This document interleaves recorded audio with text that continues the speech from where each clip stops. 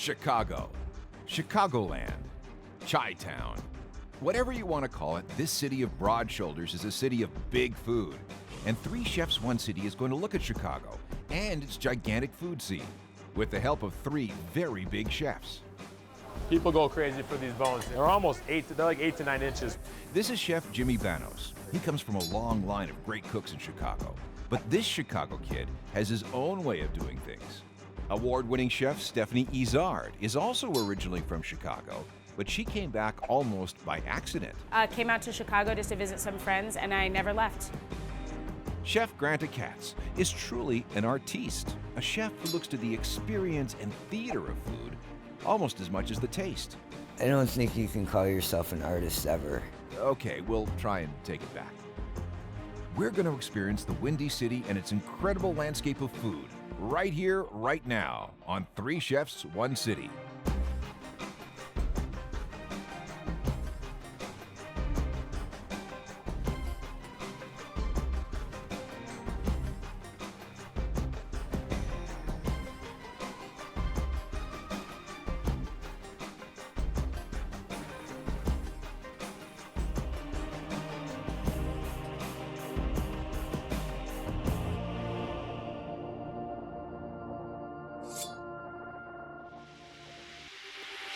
Three Chefs, 1 City looks at the world's great food destinations through the eyes of 3 of its most rockin' chefs. This time, we're in Chicago, a city built on the heart of its people. Down to earth, friendly. Chicagoans don't suffer fools, and they know their food. And Jimmy Banos knows this like no other. The Chicago boy traveled the world to improve upon his cooking style, and then came back to his 4th-generation restaurant roots, Chi-Town. I'm Jimmy Banos Jr., and this is my Chicago. Chicago is the best city in the country as far as I'm concerned. I come from a pretty long history of restaurateurs. I'm 4th generation. My great-grandparents had restaurants here in the early 1900s, and my grandfather had diners in the South Side. My dad fell in love with the business at a really young age, and then they opened this.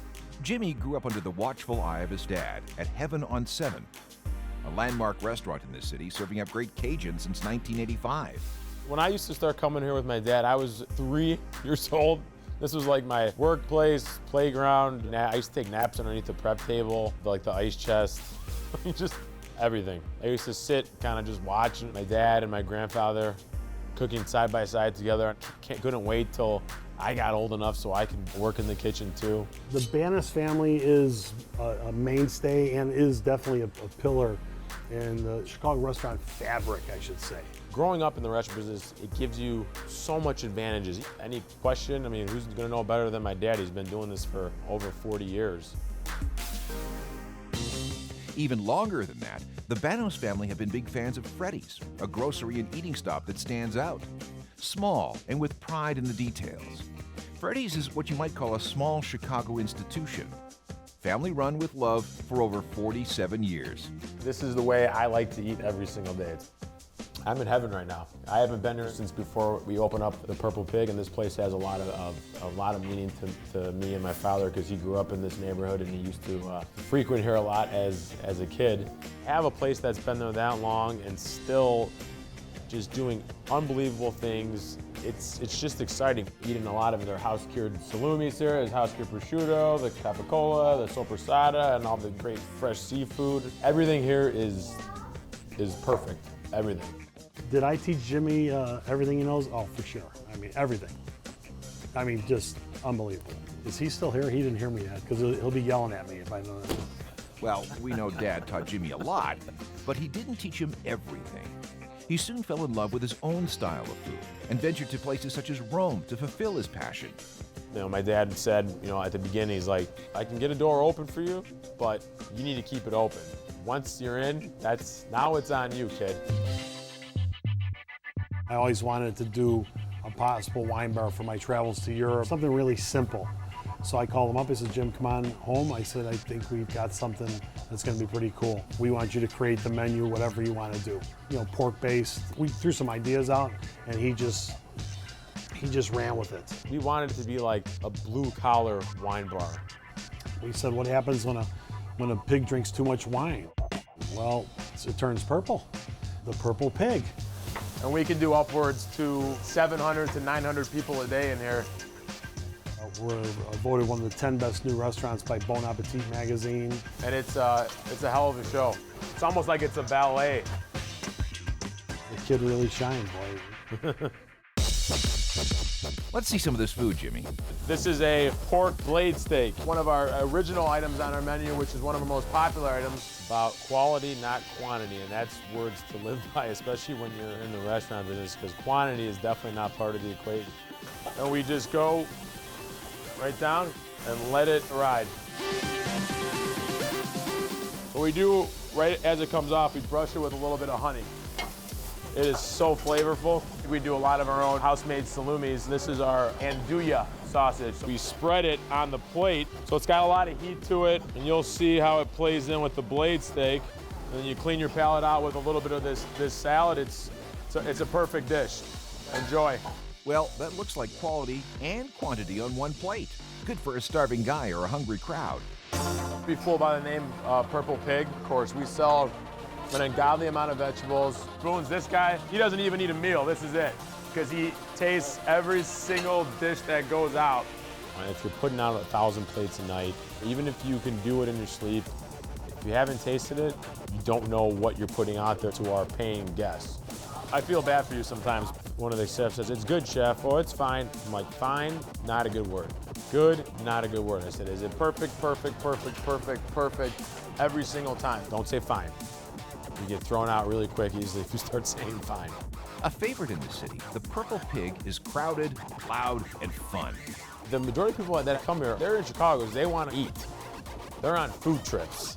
Chicago is always a great food town. And any type of cuisine you can think of, we have. And now, super, super talented chefs, they want to come here. Nobody knows Chicago like the Banoses. 3 Chefs, 1 City is in Chicago, a city with a storied and even turbulent past. It's hard not to look at Chicago and think of mobsters, prohibition, and of course, Al Capone. I'm Kevin Higgins, navigator at the Renaissance Chicago Downtown Hotel. I'm going to show you a little Capone history. Come with me. Okay, it's a cliche, but it's a pretty cool cliche. I'm out in front of Tofano's, founded by Capone's personal chef. Needless to say, the man ate here a lot. Another great place to check out is Fox's Beverly Pub, once run by Capone's sister. The place still has killer sandwiches. What better way to finish off than at the Green Mill? Once owned by Machine Gun Jack McGurn, Capone's hitman. As authentic and as original as it once was. See, your Renaissance navigator knows how to live life to discover. Stephanie Izard is an award-winning chef and celebrity with more energy and enthusiasm for the kitchen than probably anyone. I'd come over to see you every once in a while, Steph, if it wasn't for those damn potholes.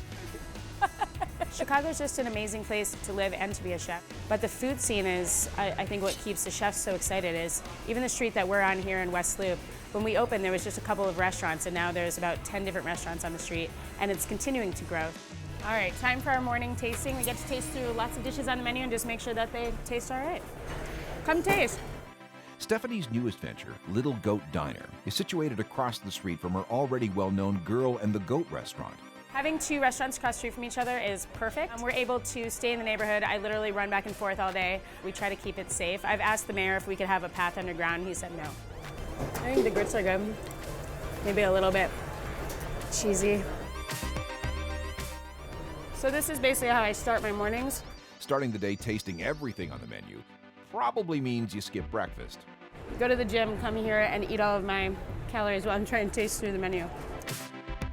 Little Goat is casual yet upscale diner fare, while Girl and the Goat is more of a relaxed yet delicious evening experience. Girl and the Goat opened in the summer of 2010 and has gone on to win awards, accolades, and a lot of press. Girl and the Goat is open for dinner. Little Goat Diner is open breakfast, lunch, dinner, and late night. So we just kind of hit all meals. Her unusual restaurant name stems from her own last name, Izard. So Girl on the Goat actually came from my last name, which is a type of goat in French. Izard is a mountain goat that lives in the Pyrenees Mountains. I decided to name it Girl on the Goat. We got our cute little goat emblem that I wear all the time. People always ask, did you learn how to cook goat first, or did the name of the restaurant come first? I actually had never cooked goat before. We get 8 to 10 whole goats a week from a local farm, so that comes into our menu that way. For me, inspiration and recipes comes from a few different places. I was lucky enough to travel through Southeast Asia. It just kind of gave me this little teaser of what happens over there with food. All right, so I wanted to show you one of my favorite recipes. It's something that we make downstairs at our diner. But if you were on the street in Southeast Asia, in Vietnam or in Thailand, they both have a dish like this called hoi tad. So we actually call it kimchi and bacon pancakey eggy thing. I can't even remember. It's this whole run-on sentence on the menu. So we're gonna start off with a crepe batter. It's got a little fish sauce in it, which is one of my favorite ingredients from Southeast Asia. There's this one day I was actually sitting in Vietnam, and I was sitting in a little table I'm pretty short, so perfect size for me. I was eating a bowl of razor clams that I'd gotten for about $1 with a beer. And the flavors in it were just so perfect. It was a sweet, savory, spicy, all the different layers of flavor, perfectly balanced. And I thought to myself, I was like, this is what I like to create, this perfect balance of all the different flavors, all the different textures that you could look for. And then we're gonna add on some kimchi.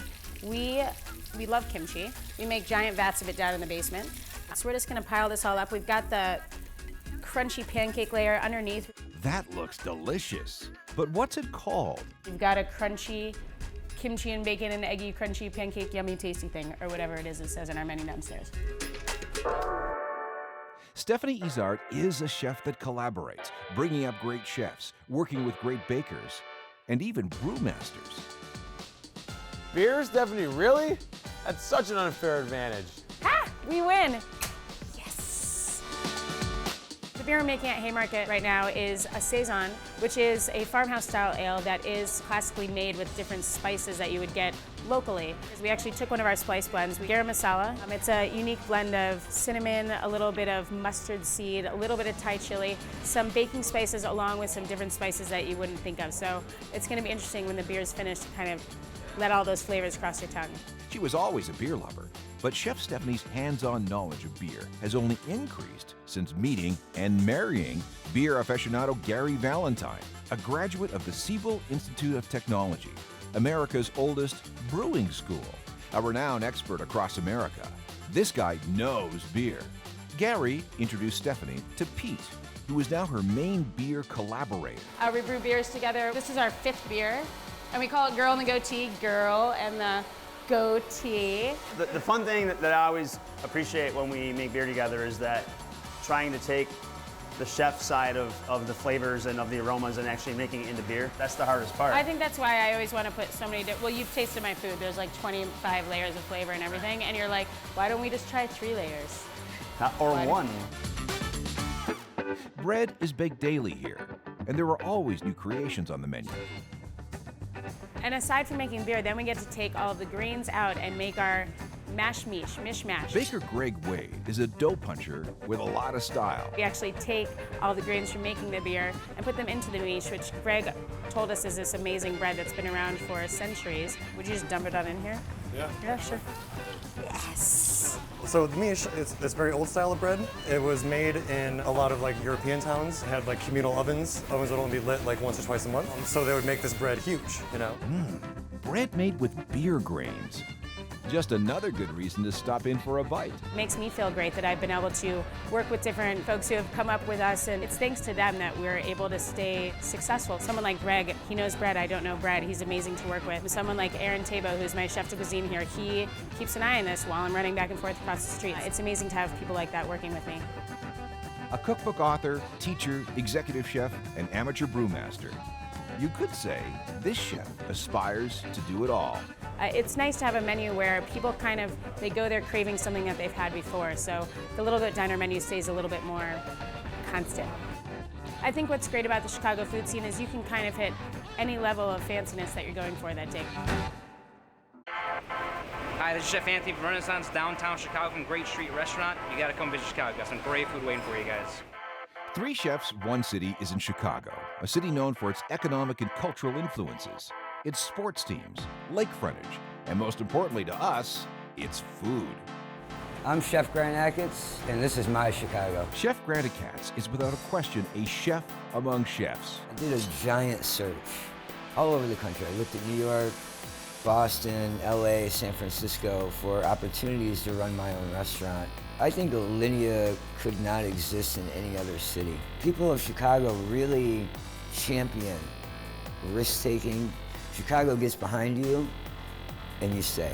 Chef Grant Achatz's restaurant, Alinea, is the only 3 Michelin-starred restaurant in the city of Chicago, and one of only around a dozen 3 Michelin-starred restaurants in all of North America. 2 days ago, we received, for the 3rd year in a row, this year's Elite Traveler 100 Award. Oftentimes, chefs and restaurants don't even think about from the tabletop to the ceiling. Every year, they rank the top 100 restaurants in the world, and for the past 3 years, we've been ranked #1. We detach the rhubarb, and then using a truffle slicer, shave the raw rhubarb for that, again, that acidity. When the readers experience the restaurants and the readers go to a website or email in their favorites and then they tally all those up, to me, there's a truth in that the voting is coming from the people that eat at the restaurants. For Grant, food is the theater of life, and he's always looking for unique inspiration. Our inspiration can come from anywhere, and it's incredibly unpredictable. There's been situations where I'll take a walk outside and step on a soda can, an aluminum soda can, and hear it crunch and crackle under my feet. I don't think of it as garbage on the street, I think of it as food. You said you saw some jars over here? Or? There's a store here in Chicago called Urban Remains that I find very inspirational. It's a giant warehouse full of reclaimed furniture and just old objects. This is a great place to find cool, Americana, artifacts, and other odd items reclaimed from commercial and industrial buildings. It's like a Rolodex of spices. You go in there and you feel the textures, you smell how old these items are. I don't know, we could take the whole thing out, plate right inside of here, you know? Maybe even like treat it like a dim sum cart. You wheel it around the room and then just say pick a drawer. And it can be totally random. By breaking the monotony of eating, something that we've all done since we've been old enough to have the mechanical skill to raise a utensil to our mouths, it becomes so taken for granted, the act of eating. So if we can break that, people take notice. It sets them aback and they go, this is new, this is exciting, this is intimidating, this is funny. This is a gastronomical experience that combines food with science and art. When you think of the plate, the fork, the bowl, and the spoon, they've been around for over 300 years, and cuisine has progressed so much in even just the last 10 years that we found that in order to keep up, we need to create our own serviceware. So we get to set food in motion, we get to make it elusive, we get to make it intimidating by, say, suspending food 14 inches off the table surface where people have to lean forward and eat a bite of food without even using their hands. Hidden treasures, balloons, suspended elements. This is quite the dinner. That's one thing about Alinea that you'll find when you eat here. People just burst out laughing often, eating a helium floating apple balloon where they suck the helium out and then they talk like Mickey Mouse for about 30 seconds. That's an important part of the Alinea experience, is breaking down the model of quote-unquote fine dining and making it fun, not pretentious, not stuffy. It doesn't have to be that way. Have superb technique, high quality ingredients. Take that to the utmost extreme of seriousness, but then be playful with it. So we literally were working on a riff on orange chicken. Instead of chicken, we decided to use sweetbreads as the protein. The nuggets of sweetbreads that are tempura fried and glazed in the orange sweet and sour sauce.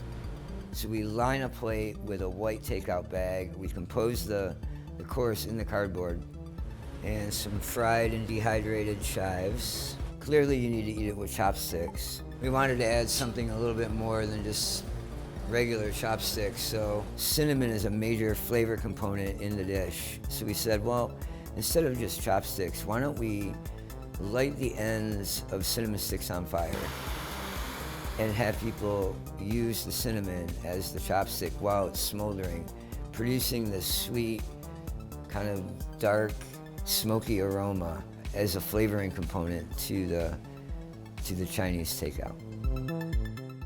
A highly organized kitchen with a sleek, efficient gourmet team. Hey, Grant, I hear it's pretty quiet over there in your kitchen. Fire neck bone. Here at the Purple Pig, not so much.